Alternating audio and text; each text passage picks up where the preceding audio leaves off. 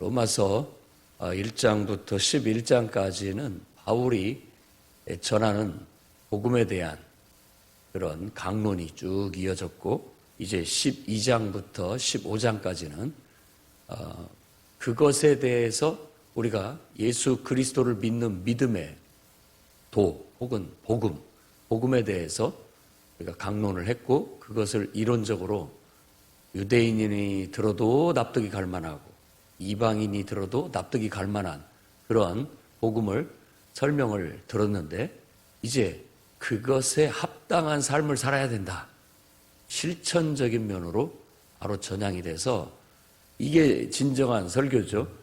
어떤 이론만 가르치는 것이 아니라 거기에서 그렇기 때문에 우리가 이렇게 살아야 된다라는 실천적인, 어떻게 보면 목회적인, 그리고 복음을 안다고 한다면, 복음의 원리를 안다고 한다면, 예수 그리스도와 함께 죽고 예수 그리스도 안에서 다시 태어나서 더 이상 우리가 죄의 도구로 쓰여지지 않고 의의 도구로 하나님의 뜻을 이루는, 성령 안에서 성령의 인도하심을 받고 살아가는 그런 사람들이라면 이렇게 사는 것이 마땅하다라고 하는 바울 나름대로의 이런 삶의 원리, 그것을 복음에서 찾아서 그 복음에 합당한 삶을 살도록 우리에게 가르치고 있습니다. 그래서 거의 12장 이 말씀은 우리 신앙생활의 교과서적인 그런 말씀들입니다.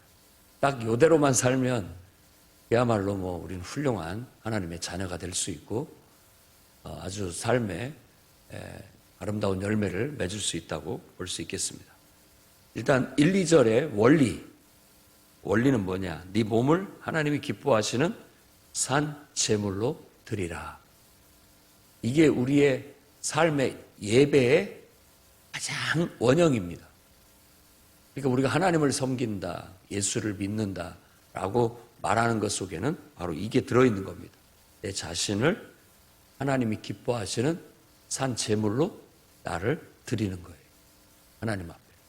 그게 예배고 그게 우리의 삶의 원리예요. 나는 하나님께 바쳐진 사람으로서, 하나님께 드려진 사람으로서의 삶을 살아가는 겁니다.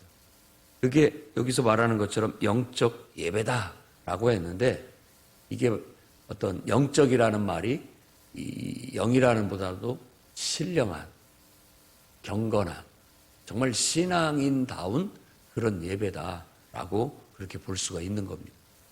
그러니까 그 사람이 정말 예수 믿는 사람 맞는가? 라고 봤을 때 우리가 사람을 다 판단할 수는 없지만, 그 사람이 하나님께 자신을 온전히 맡겼다, 하나님 앞에 자신을 하나님께 의탁하고 이제는 하나님 뜻대로 살기로 작정했다, 그리고 그렇게 살려고 노력하고 있는데 온전하지는 못하지만 그 어느 선에 있다, 이게 지금 그 사람은 하나님을 섬긴다 혹은 예배하는 사람이다 라고 그렇게 말할 수 있는 겁니다.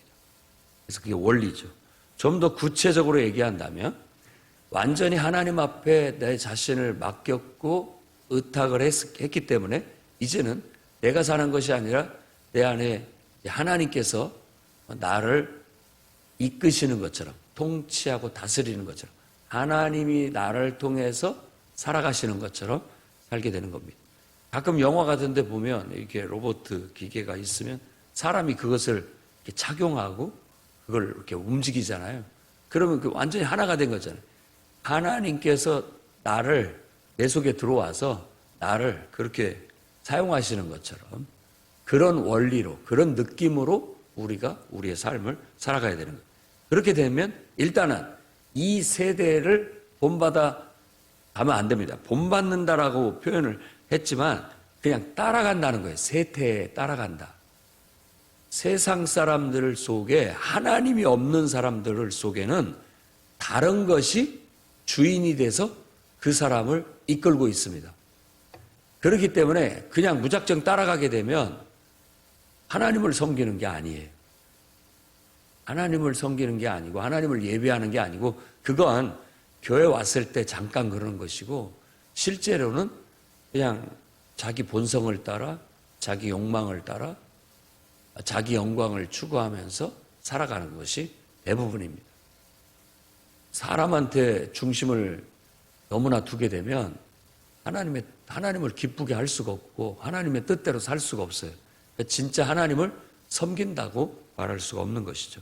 일단은 무작정 이 세대, 지금 우리가 살아가고 있는 이 세대 속에 지배하고 있는, 흐르고 있는 그 어떤 사상이라든지 삶의 어떤 분위기를 그냥 순응하고 동화돼서 무작정 따라가면 안 된다. 딱 멈춰야 된다는. 그리고 어떻게 해야 되냐.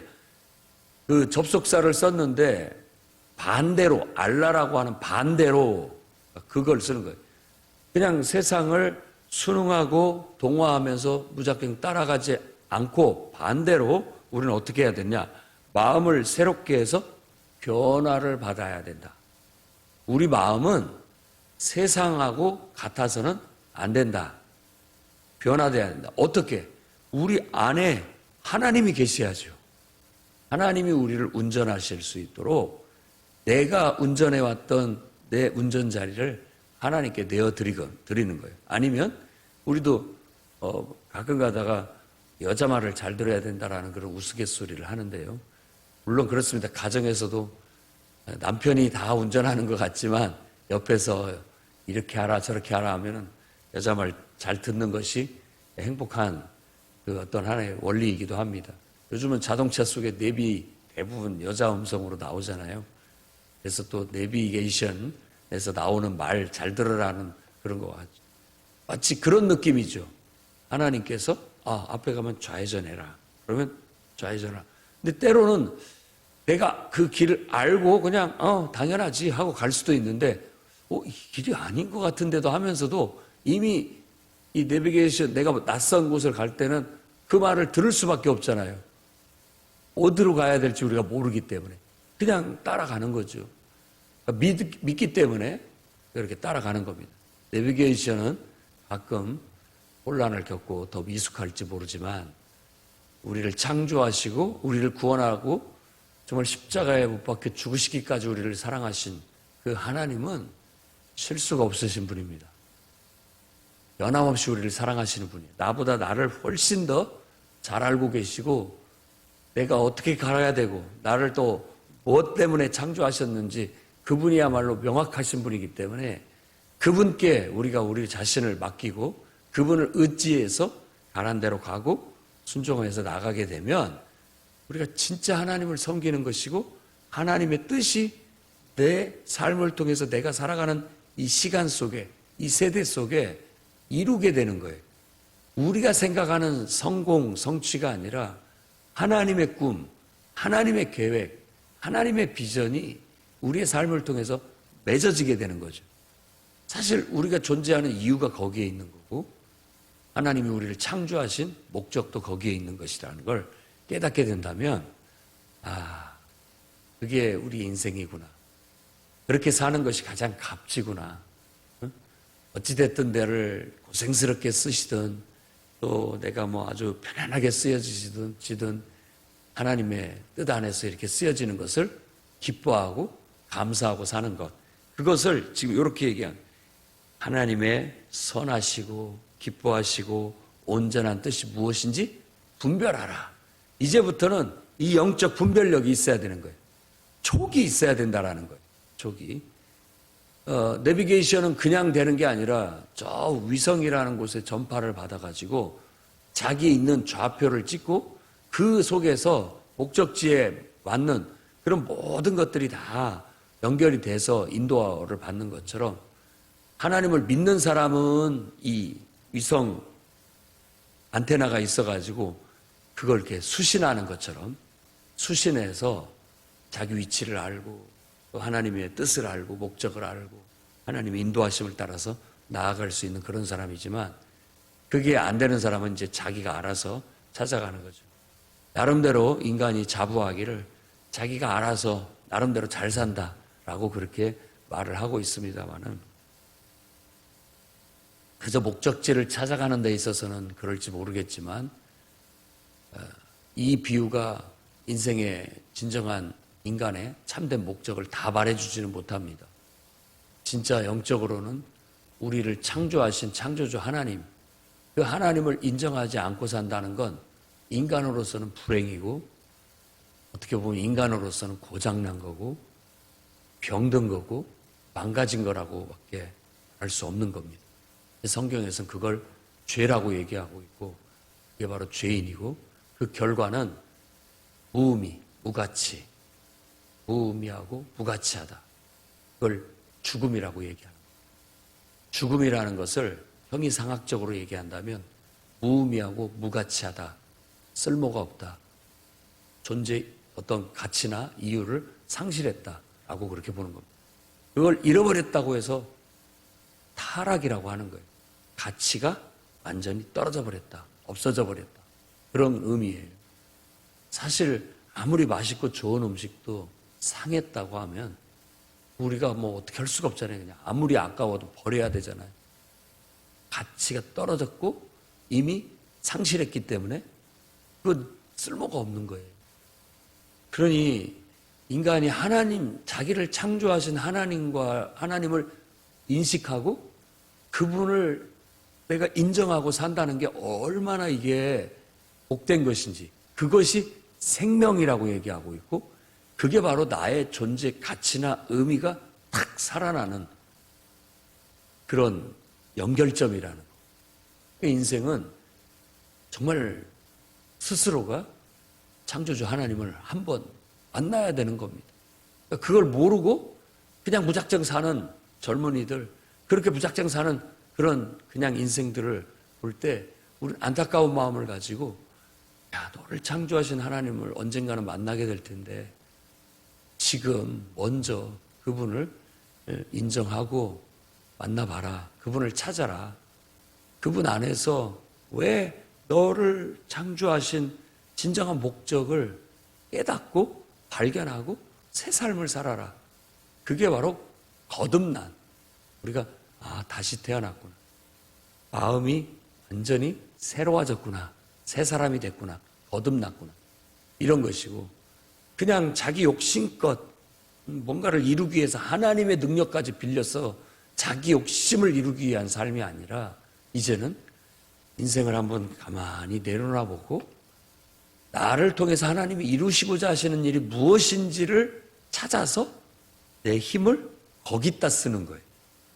전에는 내가 막 뭔가를 쟁취하기 위해서 내 힘으로 안 되니까 하나님이 계시다면 하나님의 힘까지도 빌려서 내가 막 원하는 걸 이루려고 했는데 주인이 바뀌었어요.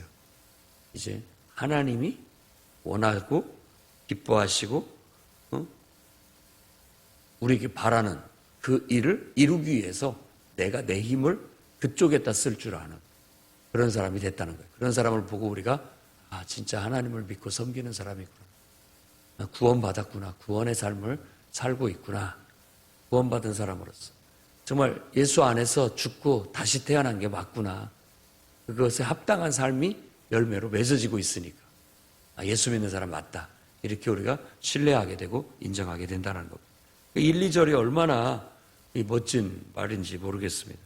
이대로만 살면 됩니다. 이게 우리의 원리가 되는 거죠.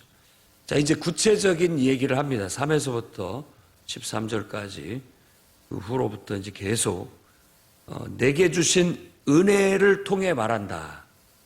은혜 안에서 내가 말한다.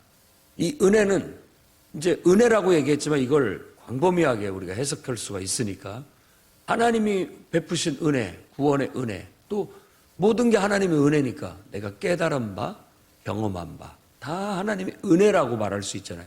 그러니까 바울이 그렇게 3차에 걸쳐서 전도 사역을 하고 많은 교회를 세우고 성도들을 지도해보고 그런 가운데서 이 로마서가 지금 쓰여지고 있는데 그 속에서 엄청난 은혜로 깨달음을 얻고 경험을 통해서 깨달음을 얻고 성령의 은혜 가운데 깨달음을 얻은 그런 것들 속에서 내가 너희들에게 이걸 말한다라는 거예요. 그러니까 목회를 오래 해보면서 경험 속에서 터득한 바 어떤 우리에게 필요한 가르침, 교훈을 주고 있다라고 말하는 겁니다. 그래서 맨 먼저 마땅히 생각할 그 이상의 생각을 품지 말고 이건 뭐 그 이상의 생각을 품지 말라는 것은 이게 교만한 마음을 말하는 겁니다. 의시되는 잘난 체 하지 마라. 어? 이게 사람 앞에서라기보다는 하나님 앞에서입니다. 하나님 앞에서 자기 똑똑한 체 하지 마라. 그게 마땅히 생각할 그 이상의 생각을 품지 말라는 것은 하나님을 더 위대하게 보고 하나님의 생각을 더 높이 두고 늘 하나님의 성령의 인도하심을 받으려고 해야지 내가 하나님을 가르치려고 해서는 안 된다라는 것. 그게 마땅히 생각할 그 이상의 생각을 품지 말아야 되는 것이죠. 가끔 가다 보면 우리가 인간의 원리 속에서도 그렇습니다. 가르침을 받아야 할 대상을 가르치려고 하는 것 자체가 그게 좀 썩 좋지 않아 보입니다. 저도 그런 것들을 많이 느끼고 깨닫습니다. 예를 들어 자녀가 부모를 가르치는 것이 아니라 부모가 자녀를 가르치는 겁니다.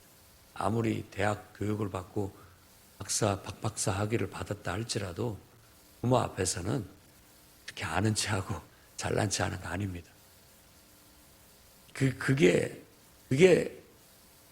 인생을 살아보면 알게 되는 겁니다. 그냥 틀린 말을 하셔도 알겠습니다. 뭔 말을 하려는지를 아니까 굳이 그걸 그게 아니고요, 아버지 이렇게 하는 것보다는 네, 알겠습니다. 말씀대로 하겠습니다. 이렇게 하는 게 훨씬 좋아 보이고 또 그게 어떻게 보면 여기서 보면 하나님을 섬기는 원리이기도 해요. 이게 다 일맥상통하는 원리인 것이죠. 그러니까 한 가지를 제대로 터득하면 만물의 이치를 알게 됩니다. 원리를 알게 되는 거죠. 그래서 삶에도 그런 것들이 배어 들어서 깨달음이 되고 또 삶의 질서가 되고 원리가 돼서 어찌 보면 정말 창조주 하나님이 보셨을 때 하나님이 기뻐하시고 선하게 보시고 온전하게 보는 그런 우리들의 모습을 분별해서 가는 거예요. 시간 하나씩 따져가면서 분별한다라는 것은 거기에서 찾아낸다라는 거예요. 해석해내고 찾아낸다라는 것이죠. 그걸 다른 말로 지혜라고 하는 것이죠. 그러면 하나님이 각자에게 나눠주신 믿음의 분량에 따라 지혜롭게 생각해라. 여기서 지혜롭게 생각하라고 번역을 했습니다마는 원래 단어는 겸손하게, 건전하게 생각해라. 이런 단어입니다. 그걸 이제 지혜롭다라는 그런 말로 번역을 했는데 틀린 번역은 아닙니다. 그 느낌이에요. 좀 더 믿음의 분량을 따라서 자기 믿음의 분량대로라는 말은 사람들마다 다 각자 다르다는 거예요. 이걸 이해해야 됩니다.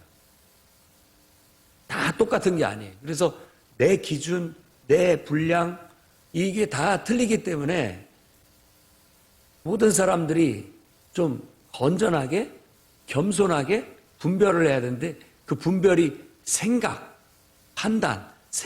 판단 속에 있는 거예요. 그러니까 우리가 말씀을 묵상하고 기도를 하고 예배를 하면서 성령의 감동을 받아서 어떤 계시를 받고 깨달음을 얻는 것은 바로 우리가 하나님의 뜻대로 올바르게 판단을 할 수 있는 아주 훌륭한 도구라고 할 수 있는 거죠. 그걸 통해서 우리가 믿음의 분량을 갖게 되는 거고 그 분량만큼 우리 눈에 보이고 판단이 되어지는 거예요. 그래서 우리는 각자가 나름대로 믿음의 분량만큼 그렇게 하나님의 뜻을 추구하고 그 뜻을 이루면서 살아가게 되는 거예요. 근데 여기서 주의해야 할 점이 있다면 나의 분량과 다른 사람의 분량을 비교하는 문제, 비교해서 안 됩니다.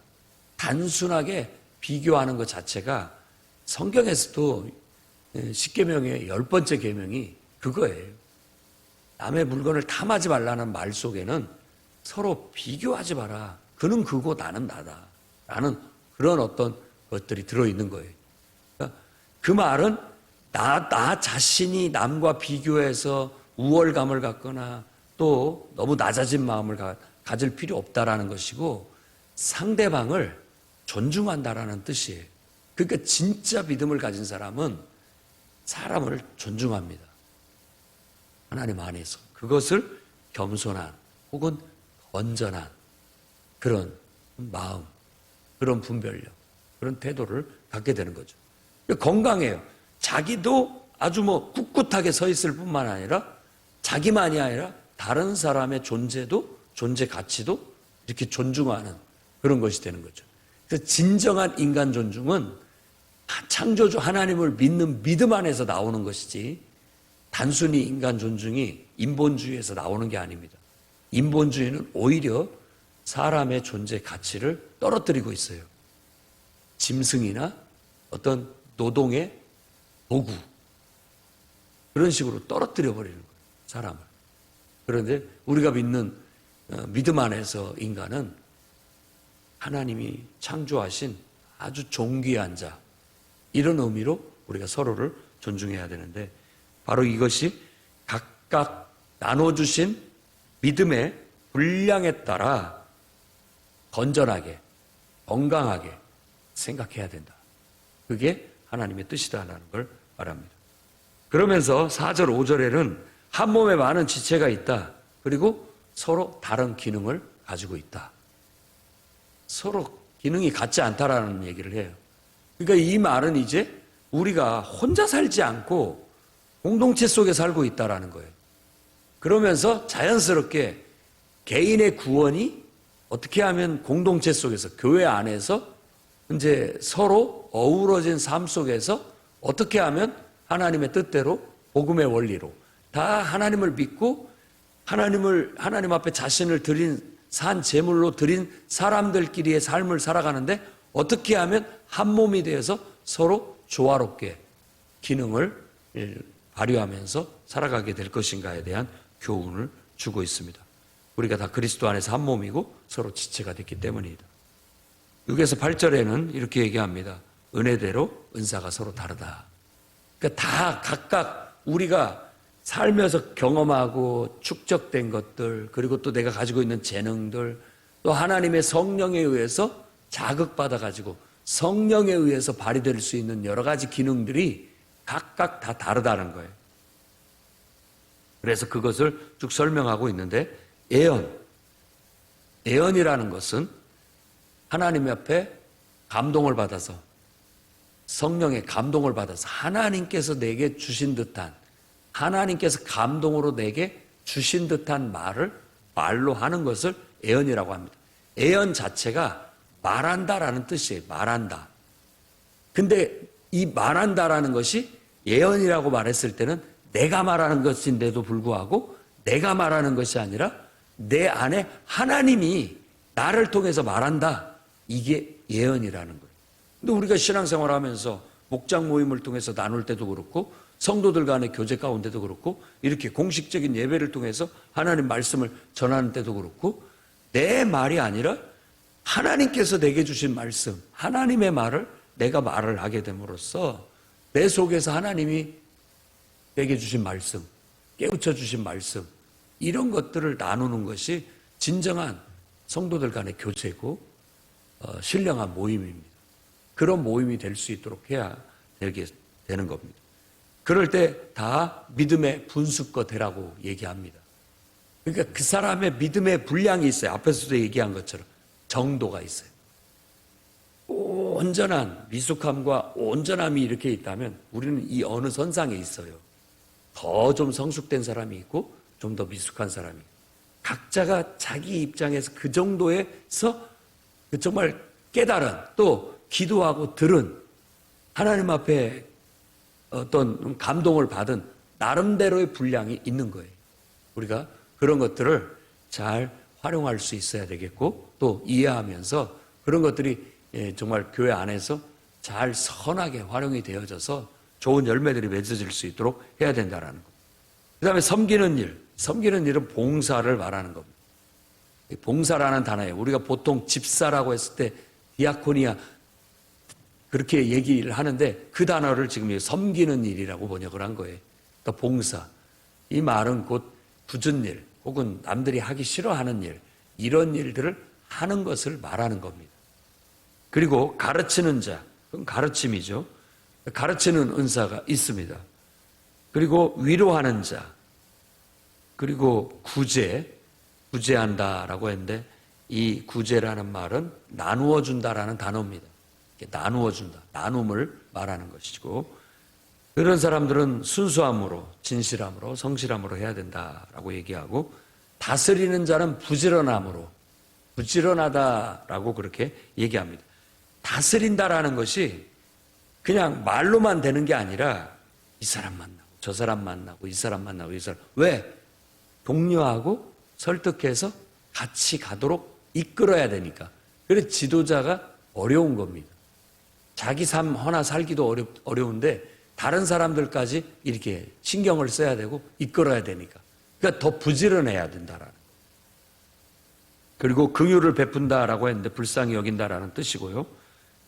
즐거움으로, 긍휼을 베풀 때는 즐거움으로, 다른 사람을 염려해주고 다른 사람을 도와줄 때는 항상 즐거운 마음으로 해야 된다라는 걸 말하고 있습니다. 이렇게 서로 은사가 다르다라고 얘기를 해요.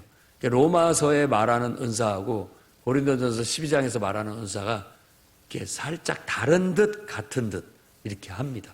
비교해서 봐야 돼요. 꼭 성령의 은사가 고린도전서 12장에서 말하는 9가지 은사라고만 생각하지 마시고, 이런 식으로 교회 안에서 각각 은혜 받은 대로 사람들은 다양한 기능들을 나타낸다. 그런 기능들이 서로 한 몸처럼 움직여질 때 이게 진짜 하나님의 뜻이 실현되지는 공동체가 된다. 그게 바로 하나님의 나라다. 하나님의 통치가 그렇게 우리를 통해서 이루어지고 있기 때문이다라고 말합니다. 9절에서 13절까지는 이제 사랑에는 거짓이 없다라고 말하면서 사랑으로 진정한 관계를 이루어야 된다. 참된 관계. 그러니까 이 사람들한테 상처받았다고 해서 공동체 생활을 자꾸 멀리하고 사람을 사랑하지 못하고 마음을 닫고 사는 것은 하나님이 기뻐하시는 바는 아니라고 볼 수 있습니다. 궁극적으로. 그러니까 뭐 상처받고 이렇게 해서 결국 뭐 자연 속에 들어가서 혼자 자연과 버타면서 산다라고 하는데, 치유를 위해 일시적인 것은 가능할 수 있으나 그것 자체가 온전한 삶이 아닌 거예요. 그리고 말 안 듣고 자기한테 스트레스 주는 인간은 싫지만 짐승은 내 말대로 잘하니까, 나를 그렇게 상처 주지 않으니까 짐승들에게 애정을 두고 살아가는 것도, 그것도 그렇게 썩 좋은 것이라고 할 수 없습니다. 그것이 하나의 자신의 인생의 위로거리는 될 수 있을지 모르지만 거기에 위로를 삼을 것이 아니라 우리는 하나님께 위로를 얻어야 되고, 그 하나님을 통해서 우리가 사람들 속에서 진실한 사랑을 하면서 살아야 되는데, 그걸 도외시한다라는 것 자체가 하나님이 기뻐하시는 것은 아닐 수 있는 거예요. 그렇기 때문에 항상 여러분, 악을 미워해야 됩니다. 악을 미워한다라는 건 멀리 두라는 거예요. 멀리. 혐오스럽게 꺼려하는 것이 돼야 된다라는 거예요. 이렇게 사탄은 끊임없이 우리를 유혹하기도 하고 우리를 속여가지고, 야, 인생 뭐 있어, 너 혼자 살면 되지 뭐, 이런 것들을 늘 우리한테 심어주려고 해요. 그리고 온갖 세상의 문화나 어떤 방송 매체나 우리에게 영향을 주는 그런 모든 것들이 우리한테 사탄이 그 속에 교묘하게 어떤 비진리를 집어넣고 잘못된 것들을 가르치는 경우가 있어요. 우리는 분별해야 됩니다. 분별해서 쏙쏙 빼야 되는 거예요. 여러분이 음식을 먹을 때도 거기에 이게 뭐 찌꺼기라든지 오염된 것들이 붙어 있으면 떼어내고 먹지, 그냥 먹지는 않지 않습니까? 똑같아요. 그냥 아무 생각 없이 꿀꺽 삼키지 말고 가릴 건 가려내고 잘라낼 건 잘라내고 좋은 것만 먹으면 되는 거예요. 그게 분별력이라고 말할 수 있는 것이죠. 그러니까 좀 적절하게 그런 것들은 혐오, 정말 이런 것들은 아니다라는 걸 이렇게 걸러내고, 선에 속하라. 선을 가까이 하고 선을 밀착해라. 이런 단어거든요. 가까이 하라는. 늘 친하게 지내라. 그래서 결국은 이 선이라는 건 하나님의 뜻, 앞에서도 말한 것처럼 하나님이 선하고 기뻐하시고 온전하신 뜻이라고 볼 수 있는데, 그것에 가까이 하다 보면 형제사랑, 그리고 서로 우애하고 존경하기를 먼저 해라. 먼저 해라. 앞장서서 이끌어가라 라는 뜻입니다. 그래서 형제사랑을 이루어야 돼. 진정한 형제사랑, 형제우애. 그리고 그 말은 다 똑같은 말의 반복이에요. 형제사랑, 서로 우애, 서로 존경. 이게 다 같은 말입니다. 상대방을 귀하게 여겨라 라는 겁니다. 그리고 부지런하여 게으르지 말고 열심을 품고 주를 섬겨라. 열심이라는 말은 그 단어 자체가 뜨겁게 성령으로 뜨거워지고 정말 영원 사랑으로 뜨거운 마음으로 부지런하고 게으르지 말고 정말 열심을 품고 주님을 섬겨라. 하나님을 뜨겁게 사랑하고 정말 주님이 창조하신 또 다른 한 영혼들을 뜨겁게 사랑하는 것이 필요한데, 항상 부지런하고 게으르지 말라는 말은 소극적이면 안 된다라는 뜻으로 해석할 수도 있습니다. 소극적으로 생각하면 주저주저하고 망설이고 이렇게 되는데, 앞에서도 단어 먼저 하라는 것처럼 항상 내가 먼저. 교회 안에서의 인사도 내가 먼저지 뭐 나이 어린 사람이 먼저 해야 된다 뭐 이런 거 아닙니다. 일단 보면 무조건 인사하면 되는 겁니다. 내가 먼저 다가가고 내가 먼저 가는 거예요. 그러면 새가족들이 왔을 때도 우리 교회에도 마찬가지겠습니다. 새가족이 오면 새가족이 와서 먼저 인사하기가 아니라 내가 먼저 가서 그 사람이 어떻게 생각하든지 간에 나는 반갑게 웃는 얼굴로 반갑게 인사하고 맞이하게 된다면 그 반갑게 하고 웃는 얼굴로 하는데 침뱉을 사람, 나쁘게 생각할 사람 하나도 없습니다. 설령 조금 내가 뭐 이 교회를 잠깐 방문하러 왔는데 깊이 자기를 대해주는 것에 대해서 꺼려하는 사람도 있지만 그 사람이 잘못하는 거예요. 방문에 왔어도 주 안에서 한 형제고 자매인데 뭐 그 마음을 털썩 닫고 뭐 나는 잠깐 예배만 드리고 가려고 왔습니다. 이럴 것까지는 없잖아요. 이렇게 했는데 제가 이렇게 방문하게 됐습니다. 교회가 이렇게 있어서 너무 좋고 이렇게 예배 드릴 수 있어서 너무 좋았습니다. 감사합니다. 이렇게 하고 가면 되는 거고, 우리도 그렇게 또 대하면 되는 거고, 기꺼이 언제든지 예배 뭐 본교회를 못 가게 되면 올 수도 있고 함께 할 수 있으니까 다 주 안에서 형제 자매고 기뻐하고, 또 진짜 교회를 찾고 있는 사람이라면 기꺼이 환영해서 함께 신앙생활을 하면 좋겠다. 함께 예배하면 행복하겠다. 이렇게 우리가 권하고 독려할 수 있는 것이죠. 그러니까 적극적인 태도가 필요하다는 걸 말씀을 드리는 거예요. 신앙생활도 나는 예배만 드리고 말 거야 라고만 생각하는 것은 어떻게 보면 약간의 치유나 회복을 위해서는 잠시 그럴 수 있지만, 다시 얘기하지만 그게 온전한 게 아니라는 거예요. 마음을 여셔야 됩니다. 그리고 그 속에 들어가야 돼요.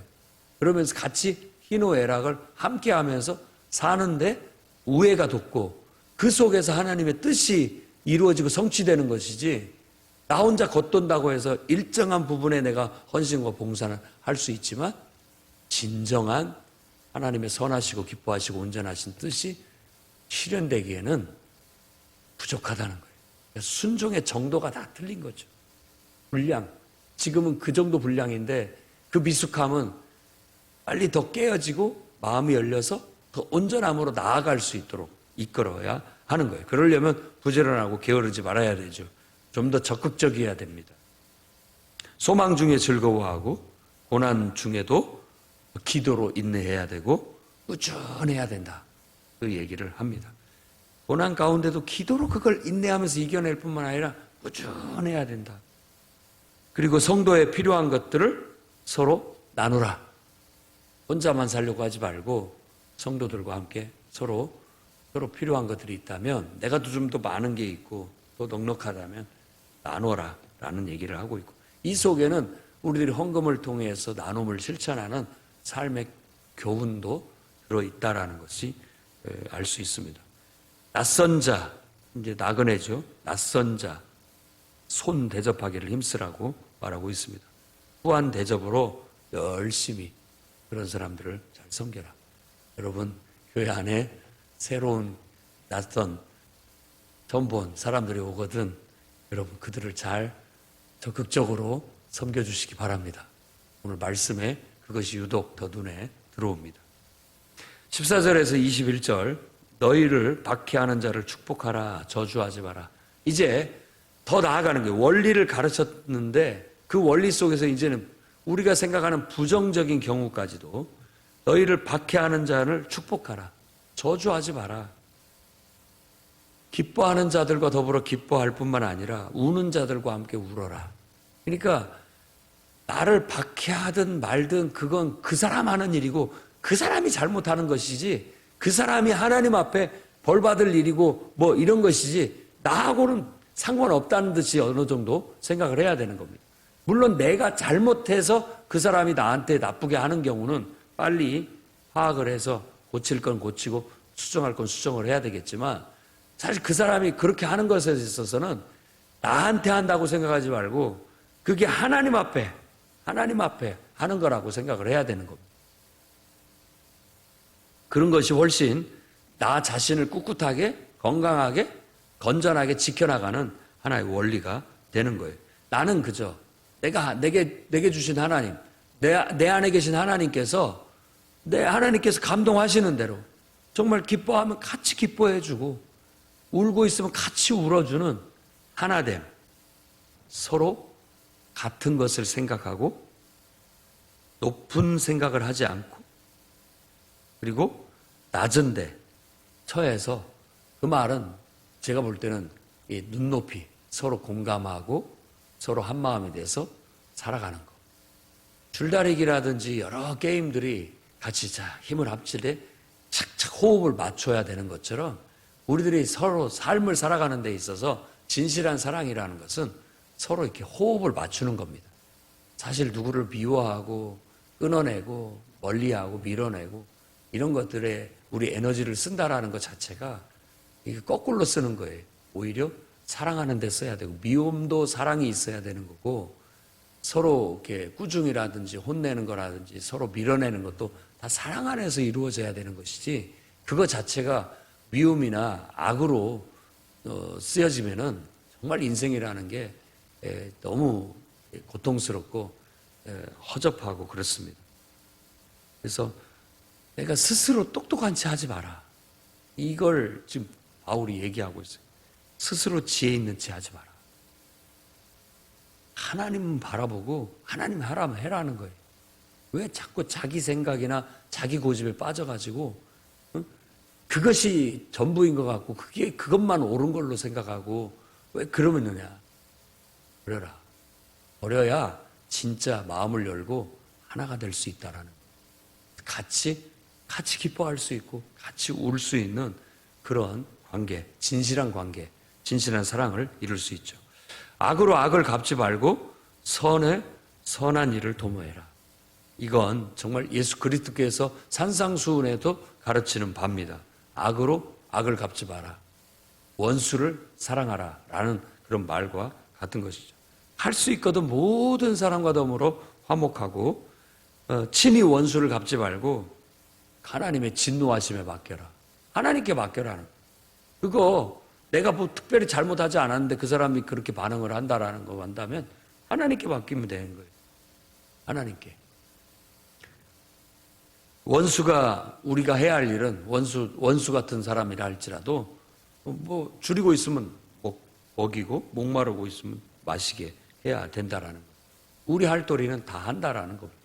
내가 할 도리는 다 하는 거죠. 아무리 나쁘게 굴어도. 그래서 악에 지지 말고 선으로 악을 이기라는 교훈을 우리에게 주고 있습니다.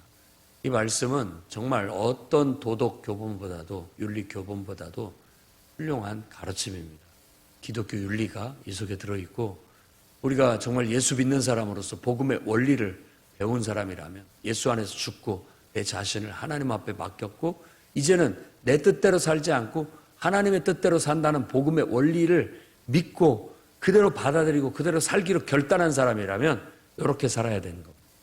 여러분들도 훌륭한 그런 성숙한 삶으로 나아가서 열매 맺어 하나님을 기쁘게 하는 여러분들의 시기를 주의 이름으로 축원합니다.